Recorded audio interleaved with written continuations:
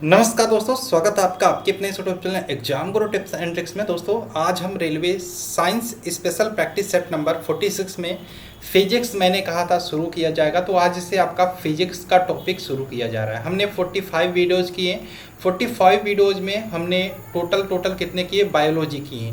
45 videos में कितने question किए? 900 क्वेश्चन। 900 क्वेश्चंस को हमने एक्सप्लेन किया, एनालिसिस किया, यानी कि उस 900 के हिसाब से लगभग आपके 4 से 5,000 प्रश्नों को मैंने आपको बताया। ठीक है, आप अगर जो नहीं देखे हैं 45 वीडियो जाके देखिए, प्लेलिस्ट अवेलेबल है। बहुत इंपॉर्टेंट है आपके रेलवे एनटीपीसी ग्रुप डी दोनों एग्जाम्स के लिए। एक और रिक्वेस्ट आज मैं आपसे करना चाहता हूँ वीडियो के माध्यम से, आप लोग प्लीज़ वीडियो को शेयर जरूर किया कीजिए। अगर जो आपको अच्छा लगता है, पसंद आता है, आपको थोड़ा सा फ़ायदा होता है, कम से कम 2 से 3 लोगों को वीडियो शेयर जरूर किया कीजिए। प्रीफर करिए कि अगर जो आप यहाँ से साइंस का पढ़ते हैं, आपको पता है ये किरण पब्लिकेशन की टोटल बुक को मैं करा रहा हूँ, तो आपको अच्छा नंबर आने वाला है। ठीक है, साथ में संडे टू संडे स्पीडी और ये किरण और एनसीईआरटी भी मैं अलग से कराऊंगा। और जो लोग अभी तक चैनल को सब्सक्राइब नहीं किए हैं, नीचे आप एक बार चेक कर लो सब्सक्राइब किए हो या नहीं, तो आपसे जाके उसे क्लिक करके सब्सक्राइब भी कर लो। तो चलो शुरू करते हैं। और हमारी पीडीएफ है, अगर जो आप थोड़ा बहुत हमको सपोर्ट करना चाहते हैं अपने तरफ से, तो यहाँ पे इसकी पीडीएफ ले सकते हैं। लिंक आपको डिस्क्रिप्शन में मिल जाएगा। ये बहुत इंपॉर्टेंट है, आपको बहुत फ़ायदा यहाँ से होगा। स्टैटिक जीके और साइंस दोनों की पीडीएफ। ठीक, तो चलिए शुरू करते हैं। पहला प्रश्न आपके सामने स्क्रीन पर रहा। तो क्वेश्चन है आपका, जब भी एक कार की गति को दोगुनी कर जाती है। ठीक है, अगर जो कार चल रही है इसकी गति को आप क्या करोगे? स्पीड को दोगुनी कर दोगे। दोगुनी कर दोगे तो इसे उतनी ही दूरी में रोकने के लिए, इतनी ही दूरी में कहीं कोई दूरी है रोकने के लिए कितना ब्रेक को कितना गुना करना होगा? देखो, जब भी आप गति को दोगुनी करोगे, गति को दोगुनी करोगे, स्पीड को दोगुनी करोगे, तो आपको ब्रेक लगाना पड़ेगा वो 4 गुनी। जितना ब्रेक आप लगा रहे थे 4 गुनी आपको ब्रेक को लगा करना पड़ेगा। ठीक है, तो यहाँ पे हो जाएगा इसका आंसर 4 गुनी चौगुना, ऑप्शन नंबर ए। ठीक है, उतनी ही दूरी में रोकने की बात हो रही है तो आपको चौगुना ब्रेक लगाना पड़ेगा जब भी आप स्पीड को दोगुना कर दोगे। बहुत ही इंपॉर्टेंट प्रश्न है। हमारा टेलीग्राम ग्रुप है एग्जाम गुरु सुधीर, सर्च करके इसको फॉलो कर लीजिए। इसमें भी आपको बहुत सारे इंपॉर्टेंट पीडीएफ मिलते रहते हैं। ठीक, अभी एग्जाम डेट आ गई है, आप लोग यहाँ पे अच्छे से तैयारी करना शुरू कर दो, पढ़ाई करना शुरू कर दो। नेक्स्ट बात करें, नेक्स्ट क्वेश्चन नंबर 2 है, निम्नलिखित में से किसका विमीय सूत्र आवेग के विमीय सूत्र के बराबर? तो ध्यान रखना, आवेग संवेग का विमीय सूत्र बराबर होता आवेग के विमीय सूत्र के। तो इसका आंसर क्या हो जाएगा? आवेग। आवेग का संवेग, संवेग के विमीय सूत्र के बराबर होता आवेग। ठीक है, तो यहाँ पे किसका विमीय सूत्र आवेग के बराबर होता? तो संवेग। और यहाँ पे आपके लिए जानना ये भी जरूर होता है कि संवेग और आवेग का विमीय सूत्र तो बराबर होता है, लेकिन इनका विमीय सूत्र होता क्या? तो ध्यान रखिएगा, आवेग का क्या होता? आवेग बराबर होता है आपका, आवेग बराबर होता है बल गुणे समय। बल गुणे समय। तो यहाँ पे बल का विमीय सूत्र आपको पता होना चाहिए, ml t पे पावर -2 होता है, और समय का विमीय सूत्र होता है t। अब यहाँ पे t यहाँ पे प्लस में है और ये माइनस में है, तो इनको मल्टीप्लाई करोगे तो ml t पे पावर -1 हो जाएगा, यानी कि आवेग का जो विमीय सूत्र हो जाएगा ml t पे -1, और संवेग का भी विमीय सूत्र यही होगा ml t पे पावर -1। बल का विमीय सूत्र अभी मैंने यहाँ पे बताया, बल का विमीय सूत्र ml t पे पावर -2। और बलागुण की बात करें, बलागुण होता है बल गुणे बल की दिशा में विस्थापन। ठीक है, तो यहाँ पे हो जाएगा ml स्क्वायर t पे -2, और यहाँ पे बल गुणे बल की दिशा में आप देखो, बल का आपका क्या होता है ml t पे पावर -2। हम अगर जो बलागुण का देखें, गुणे जो विस्थापन होता है वो यल से दूरी से करते हैं, तो यहाँ पे इसका मल्टीप्लाई करेंगे तो ml स्क्वायर t पे -2 हो जाएगा। ठीक, तो यहाँ पे आपको देखो 3-4 चीज़ें पता चली। बल का विमीय सूत्र ml t पे पावर -2, संवेग का विमीय सूत्र आवेग के विमीय सूत्र के बराबर होता है जो होता है ml t पे पावर -2, और बल आगुण का विमीय सूत्र होता है ml स्क्वायर t पे -2। ठीक है, तो आशा है आपको चीज़ें समझ में आई होंगी। आगे बात करें क्वेश्चन नंबर 3 की, तो यहाँ पे 3 है, जब भी एक धातु की अंगूठी या छल्ले को गर्म किया जाता है, धातु की किसी भी चीज़ को आप गर्म करते हो तो ध्यान रखिएगा उसका आयतन, उसका चारों दिशाओं में, सभी दिशाओं में प्रसार होता है, आयतन में भी वृद्धि होती है। अब धातु की अंगूठी है, इसको आप गर्म करोगे तो इसका आयतन भी बढ़ेगा। ठीक है, सारे दिशाओं में बढ़ेगा, तो यानी कि कह सकते हैं वह अपने कह सकते हो वह फैलेगा, सीधा सीधा आंसर हो जाएगा, वह फैलता है। तो इसका आंसर क्या हो जाएगा? ऑप्शन नंबर कहाँ गया, ऑप्शन नंबर ए, वह फैलता है, ऑप्शन नंबर ए। ठीक, नेक्स्ट क्वेश्चन की बात करें, यदि एक केशिका के व्यास को दोगुना कर दिया जाए तो उसके भीतर पानी का उठाव होगा। देखो आपने देखा होगा लैंटेन हो गया, आप पहले दिया जलाते थे, दीप बना देते थे, कुछ इस प्रकार से दीप बना देते थे, शीशा लेते थे, सीसी बोलते हैं, या फिर लैंप ही ले लीजिए, और यहाँ पे एक बत्ती लगा देते थे और इसमें आप यहाँ पे बत्ती नीचे तक आता था और ये आपका खुला होता था, और इसमें आप बत्ती लगाओ तो यहाँ पे जला देते तो ये जलता था, और ये तेल इतना है मान लो तो तेल धीरे धीरे ऊपर चढ़ता था। इसी घटना को हम केशिकात्व बोलते हैं। तो केशनली या कैपिलरी, ये इसको हम केशनली या कैपिलरी बोल सकते हैं, में द्रव के ऊपर चढ़ने या उतरने की घटना को ही हम केशिकात्व बोलते हैं। अब ये वाली केशिका की बात हो रही है, कौन सी केशिका? ये वाली केशिका की बात हो रही है। अगर जो इसके व्यास को 2 गुना कर दिया जाए तो पानी का उठाव, ध्यान रखना, अगर जो इसके व्यास को 2 गुना करेंगे तो पानी का उठाव आधा हो जाएगा। जितना व्यास कम होगा उतना पानी का उठाव ज़्यादा होगा, ये ध्यान रखना। और व्यास 2 गुना करेंगे तो पानी का उठाव ये बहुत धीरे धीरे उठेगा, ठीक है, इसको ध्यान रखना। ऑप्शन नंबर यहाँ पे बी राइट हो जाएगा, आधा हो जाएगा, ठीक, आधा हो जाएगा। ध्यान रखना द्रव का जो चढ़ाव होता है केशिका नली में, वो डिपेंड करता है किस पे? त्रिज्या पे, रेडियस पे डिपेंड करता है, ठीक है। अब व्यास 2 गुना होगा तो त्रिज्या भी जाहिर सी बात है 2 गुनी हो जाएगी, तो यहाँ पे ये आधा हो जाएगा, option number B. Next question की बात करें, पानी की सतह पर हल्के रखी गई एक लोहे की सुई उस पर तैरती है। देखो पानी आपका है, पानी है, इस पे लोहे की सुई आप रखे हो, पानी में लोहे की सुई रखो तो तैरती रहती है।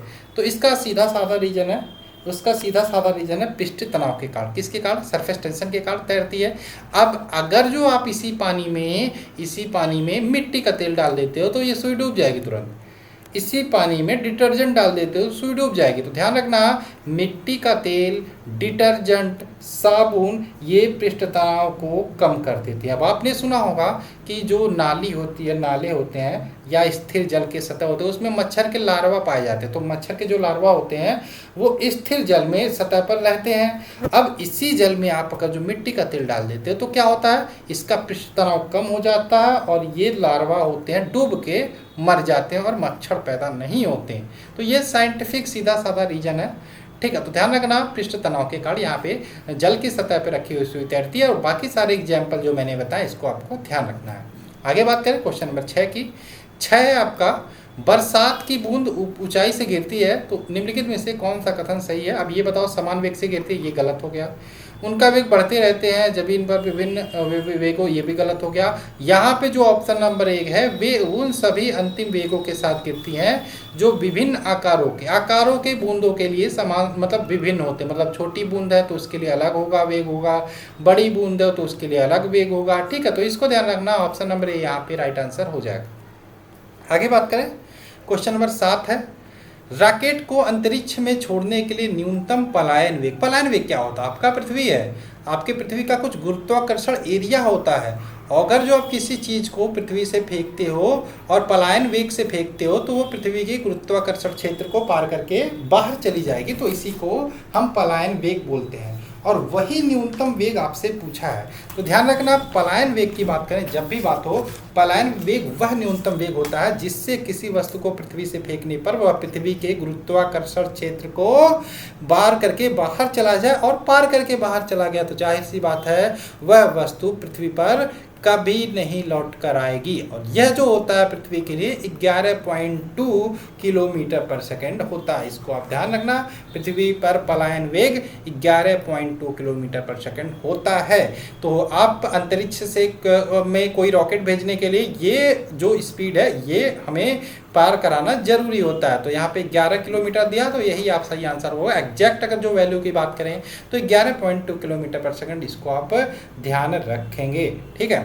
तो आगे बात करें क्वेश्चन नंबर 8, कोई भी नाव डूब जाएगी यदि वह पानी हटाए। अगर जो वह नाव अपने भार के बराबर पानी हटा दे तो वह नाव तुरंत डूब जाएगी, इसको ध्यान रखना, ठीक है। नेक्स्ट बात करें, किसी रेलवे फिजिक्स की बात करें, लाइफ से रिलेट करके पढ़ोगे तो याद रहेगा, ठीक है। नेक्स्ट बात करें, किसी रेलवे प्लेटफॉर्म पर खड़ा व्यक्ति आती हुई, यहाँ पे मान लो रेलवे प्लेटफॉर्म है, ये आपका ट्रैक है, यहाँ व्यक्ति खड़ा है, आ रही है ट्रेन, फिर जा रही है ट्रेन, उसको अगर जो जा रही है ट्रेन उसमें हॉर्न बज रहा है, आ रही ट्रेन उसमें हॉर्न बज रहा है, किससे आप उसको व्यक्ति को ज़्यादा तेज सीटी सुनाई देगी। ध्यान रखना, जो रेल आ रही होगी व्यक्ति की तरफ उससे उसको ज़्यादा तीव्र ध्वनि सुनाई देगी, क्योंकि ध्यान रखना यहाँ पे ध्वनि की चाल जो होती है ये भी ध्यान रखना 332 मीटर पर सेकंड होती है। कितनी? 332 मीटर पर सेकंड। ठीक, तो यहाँ पे इसका आंसर क्या हो जाएगा? आती हुई रेलगाड़ी से, रेलगाड़ी के आने पर तीव्र सुनाई देगी, ऑप्शन नंबर बी। नेक्स्ट बात करें, शीशे के एक टुकड़े सहित बर्फ के एक ब्लॉक खंड पानी में तैरते हैं। ठीक है, अब यहाँ पे देखो ये ब्लॉक खंड है, एक बात ध्यान रखना हमेशा बहुत इंपॉर्टेंट है। आप अगर जो यहाँ पे पानी देख रहे हो कहीं पे, आपको पानी में अगर जो यहाँ पे बर्फ का कोई टुकड़ा दिखाई दे रहा है, देखो अगर जो बर्फ का टुकड़ा दिखाई दे रहा है तो ये गलती कभी मत करना कि बर्फ का टुकड़ा इतना दिखाई दे रहा है, बर्फ इतना ही बड़ा होगा। बर्फ के टुकड़े का सिर्फ एक भाग पानी के ऊपर होता है, बाकी 9 भाग पानी के नीचे होता है। यानी कि अगर जो तैरती हुई कोई बर्फ है तो ध्यान रखना पानी में उसका 1/9 मतलब जो 10 में अगर जो हम बात करें टोटल 9 भाग नीचे होगा। एक बार सोच सकते हो कितना बड़ा भाग नीचे डूब रहा होगा, तो ये गलती कभी मत करना, इसको ध्यान रखना। अब ये बर्फ का खंड है, इस पर एक शीशे का टुकड़ा रखा है और वह बर्फ पिघल रहा है, तो पानी के स्तर पर क्या फर्क पड़ेगा? ध्यान रखना यहाँ पे उतना ही रहता है, ऑप्शन नंबर सी इसका राइट आंसर हो जाएगा। ठीक है, आगे बात करें क्वेश्चन नंबर 11।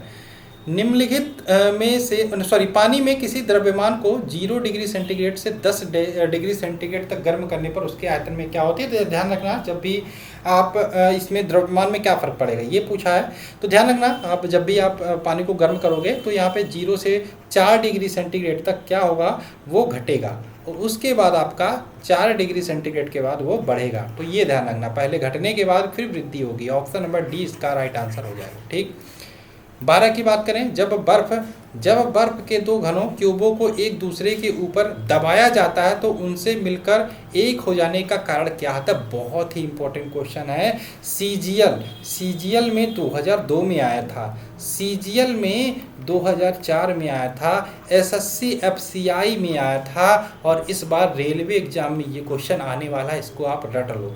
जब बर्फ के दो घनों दो क्यूबों को एक दूसरे के ऊपर दबाया जाता है तो वो उनसे मिलकर एक हो जाने का क्या कारण होता है? तो ध्यान रखना सहसंयोजक बंध। क्या होता है? सहसंयोजक आकर्षण बल कह सकते हो, यहाँ पे काम करता, ऑप्शन नंबर डी। नेक्स्ट बात करें, ऑटोमोबाइल मोटर कारों में हाइड्रोलिक ब्रेकों का जो कार्यकरण होता है, वर्किंग प्रणाली होती है, वो किस फिजिक्स के किस लॉ पर कार्य करता है? तो ये पास्कल के नियम पर कार्य करता है, मोस्ट इंपॉर्टेंट है पास्कल्स लॉ। और भी इसके एग्जाम्पल हैं पास्कल्स लॉ के, hydraulic brake, hydraulic lift, hydraulic press, ये सारे जितने भी हाइड्रोलिक मशीन से होती हैं वो पास्कल लॉ के सिद्धांत पर कार्य करती हैं, ऑप्शन नंबर सी यहाँ पे इसका राइट आंसर हो जाएगा।